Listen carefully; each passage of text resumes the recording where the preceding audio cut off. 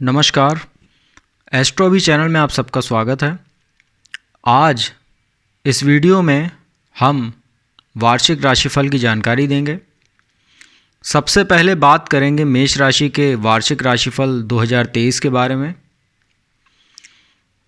आपको इस बात की जानकारी देना चाहेंगे कि वार्षिक राशिफल जो होता है वो 4 प्रमुख ग्रहों के विश्लेषण के आधार पर तैयार किया जाता है। वो 4 प्रमुख ग्रह होते हैं शनिदेव जो न्यायाधीश हैं, देवगुरु बृहस्पति और राहु और केतु।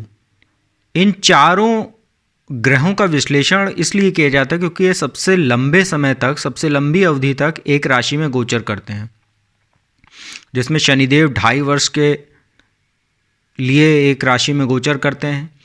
राहु और केतु 18 महीने, तकरीबन 1.5 वर्ष एक राशि में रहते हैं, और देवगुरु बृहस्पति 1 वर्ष तक एक राशि में गोचर करते हैं। इसलिए सबसे अधिक प्रभाव इन्हीं 4 ग्रहों का राशियों पर पड़ता है। इसलिए वार्षिक राशिफल का विश्लेषण करने के लिए इन्हीं 4 ग्रहों की जानकारी ज़्यादा महत्व रखती है।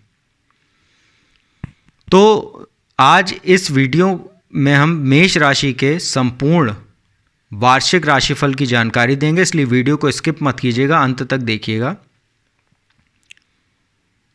मेष राशि की बात करें तो वर्तमान में शनिदेव जो हैं वो दशम भाव में गोचर कर रहे हैं, शश नामक महापुरुष राजयोग बना के, और ये काफ़ी शुभ स्थिति है क्योंकि शनिदेव मेष राशि के लिए काफ़ी योग कारक होते हैं। वो दशम भाव जो कर्म और व्यापार का घर होता है वहाँ के स्वामी, और एकादश भाव जो लाभ का घर होता है, नाम यश का घर होता है, उसके स्वामी होकर दशम भाव में गोचर करके शश नामक महापुरुष राजयोग बनाए हुए हैं।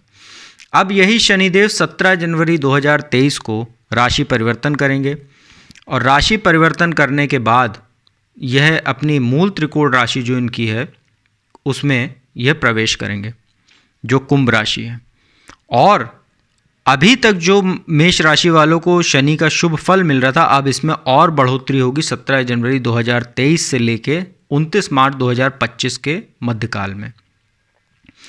शनिदेव दशमेश होकर एकादश भाव में रहेंगे, तो जाहिर तौर पर जो भी आपने पिछले दिनों जो एफर्ट्स किए हैं अपने काम में, राजनीति से जो लोग जुड़े हुए हैं मेष राशि वाले, सरकारी अधिकारी हैं, न्यायपालिका से जुड़े हुए हैं, इन सभी लोगों को अब जो इन्होंने एफर्ट किया था, जो अपने कार्य किए हुए थे पिछले दिनों, अब उसका इनको फल मिलेगा।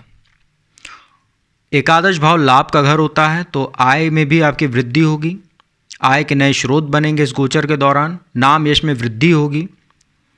एकादश भाव बड़े भाई और हमारे सहयोगियों का घर होता है, तो बड़े भाई का और जो आपके जो पारिवारिक या आपके जो कलीग्स हैं उनका सहयोग आपको मिलेगा, जिनसे आपके काम जो बनेंगे। विदेशों से अगर आप व्यापार करते हैं उसमें भी आपको शुभ समाचारों की प्राप्ति होगी। हालांकि आपको शनि की दृष्टियों के बारे में जानकारी दे दें। शनि की 3 दृष्टियां होती हैं। 7वीं दृष्टि तो सभी ग्रहों को प्राप्त है, लेकिन शनि की जो 2 विशेष दृष्टियां हैं वो 3री और 10वीं हैं। तो 3री, 7वीं और 10वीं जो दृष्टियां, उसका प्रभाव बता देते हैं आपको। लग्न पर सबसे पहले 3री दृष्टि रहेगी, तो कहीं ना कहीं थोड़ा आपके कार्य में रुकावट आएगी और कार्य रुक रुक कर होगा। कार्य आपका होगा तो, परंतु जब आप चाहेंगे तब नहीं, जब शनिदेव चाहेंगे तो होगा, और कार्य आपके पूर्ण होंगे जरूर। शनि थोड़ा देरी से काम कराते हैं क्योंकि शनि के बारे में बोला जाता है शनै शनै चले शनैश्चरा। तो कार्य तो होता है परंतु जब आप चाहेंगे तब नहीं होगा, रुक रुक कर होगा, भाग्य का थोड़ा सहयोग कम मिलेगा। पंचम भाव पर दृष्टि रहेगी, तो शिक्षा के लिए काफ़ी अच्छा, आईटी वगैरह क्षेत्र से जुड़े हुए हैं या लॉ वगैरह फील्ड से आप जुड़े हुए हैं, आपके लिए अच्छा समय काल है शिक्षा के लिए। परंतु संतान उत्पत्ति के लिए अच्छा नहीं है क्योंकि शनि की दृष्टि विच्छेदात्मक होती है, तो संतान उत्पत्ति के लिए समय अच्छा नहीं है। बाकी शिक्षा के लिए, आय के लिए, दैनिक आमदनी के लिए बेहद शुभ समय है। 10वीं दृष्टि जो है वो अष्टम भाव पर रहेगी। अष्टम भाव पर दृष्टि होने से, अष्टम भाव के कारक भी होते हैं शनिदेव, तो आयु में वृद्धि होगी, परंतु कहीं ना कहीं थोड़ा मानसिक आपको तनाव रहेगा। परिवार को लेकर, वैवाहिक जीवन को लेकर, पति पत्नी में से किसी का स्वास्थ्य खराब हो सकता है। साथ ही आपके जीवन में कुछ अचानक परिवर्तन भी होंगे जो आपके लिए विशेष लाभकारी रहेंगे आने वाले भविष्य के लिए।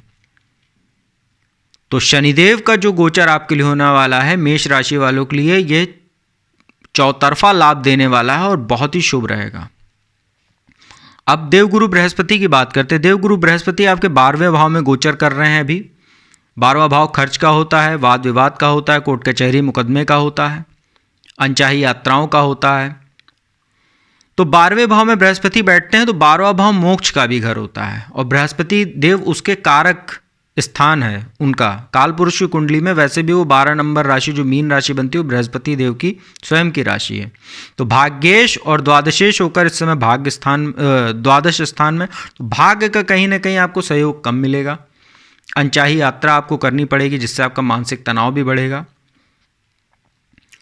साथ ही 12वें भाव में जब बृहस्पति बैठते हैं तो व्यक्ति को थोड़ा सा सन्यासी जैसा जीवन व्यतीत करने की ओर अग्रसर करते हैं। जैसे भोग विलास में उसका व्यक्ति का मन कम लगता है, पारिवारिक जीवन से उसका मन ऊबने लगता है, वैवाहिक जीवन में उसका मन नहीं लगता है, तो सन्यास जैसा जीवन एक उसका मन होने लगता है ऐसा जब 12वें भाव में बृहस्पति गोचर करते हैं।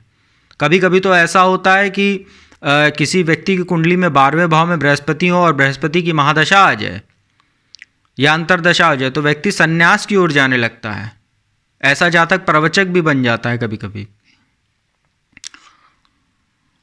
बृहस्पति देव 23 अप्रैल तक 12वें भाव में हैं, परंतु 23 अप्रैल के बाद जब वो लग्न में गोचर करेंगे, मेष राशि में उनका गोचर हो जाएगा, तो लग्न में तो वो दिग्बली हो जाते हैं और उनकी दृष्टियां भी बड़ी शुभ रहेंगी। पंचम, सप्तम और नवम भाव पर उनकी दृष्टि रहेगी।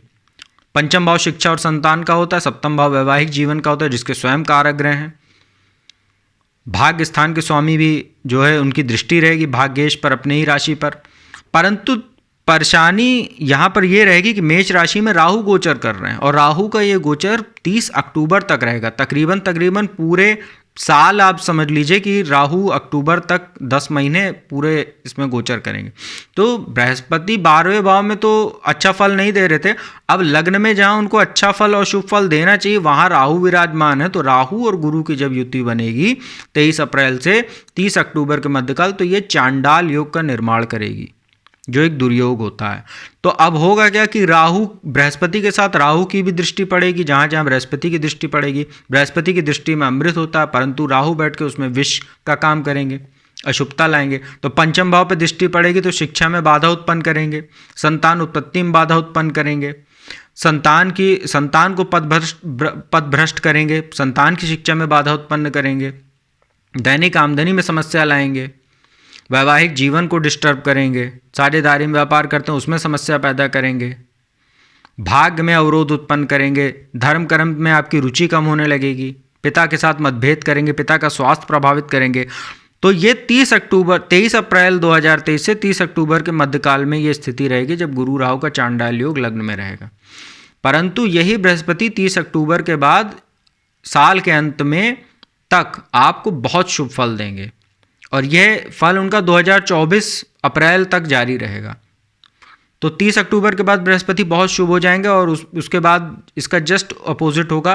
पंचम पर दृष्टि रहेगी तो संतान में आपको सफलता मिलेगी, संतान उत्पत्ति हो सकती है, संतान की शिक्षा में जो है अच्छे परिणाम देखने को मिलेंगे। आप भी अगर छात्र हैं तो आपको भी सफलता मिलेगी, दैनिक आमदनी आपकी अच्छी होने लगेगी, वैवाहिक जीवन सुधरेगा, भाग्य में आपको सहयोग मिलेगा, धार्मिक यात्राएं आपकी होंगी, धर्म कर्म में रुचि बढ़ेगी, पिता के साथ भी मतभेद आपके कम होने लगेंगे। तो 30 अक्टूबर के बाद से लेकर साल के अंत तक बृहस्पति शुभ हो जाएंगे। परंतु फिर यहाँ पे एक समस्या ये आएगी, राहु वक्री होते हुए मीन राशि में गोचर कर जाएंगे 30 अक्टूबर को। तो 12वें भाव में राहु जब गोचर करेंगे तो 12वें भाव में राहु का गोचर अच्छा नहीं माना जाता है। 12वां घर खर्च का होता है, वाद विवाद का होता है।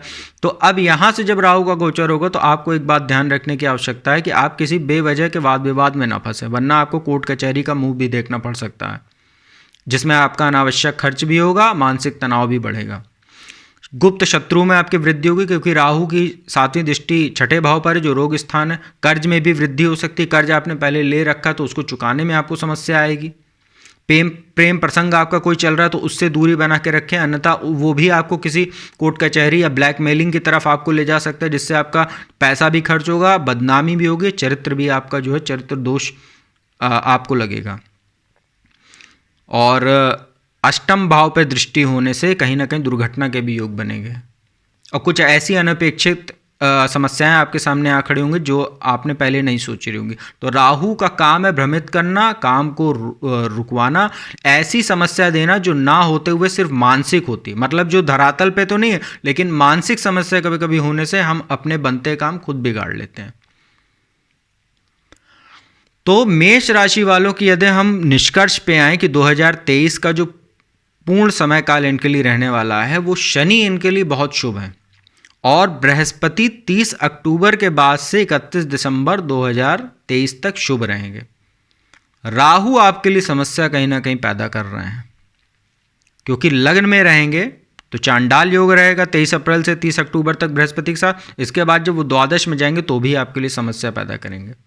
तो मेष राशि वालों के लिए आर्थिक स्थिति आपकी अच्छी रहेगी, शिक्षा के लिए भी अच्छा समय हम कह सकते हैं, क्योंकि शनि का गोचर जो है वो आपके लिए वरदान साबित होगा इस पूरे वर्ष में।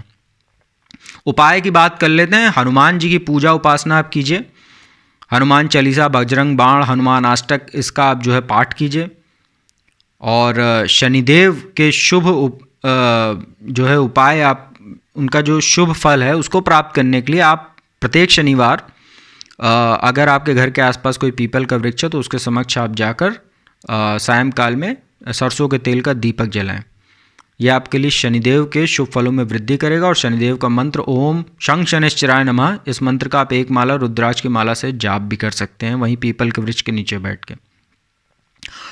तो मेष राशि वालों का ये जो आर्थिक वार्षिक राशिफल था, उम्मीद करता हूँ अगर आपको पसंद आया हो तो कृपया वीडियो को लाइक और शेयर कीजिएगा, चैनल को सब्सक्राइब कर दीजिएगा।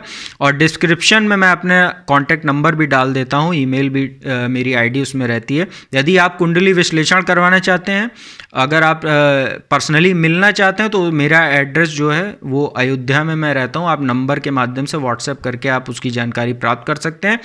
और अगर आप कुंडली विश्लेषण टेलीफोनिक कंसल्टेंसी चाहते हैं तो फ़ोन के माध्यम से आप जानकारी प्राप्त कर सकते हैं। आप फीस जमा करवाने के बाद आप जो है कुंडली विश्लेषण अपनी करवा सकते हैं। तो अब मैं अपनी वाणी को यहीं विराम देता हूँ। बाकी राशियों का वार्षिक राशिफल अब आने वाली वीडियो में आपको मिलता रहेगा। तब तक के लिए ओम नमः शिवाय।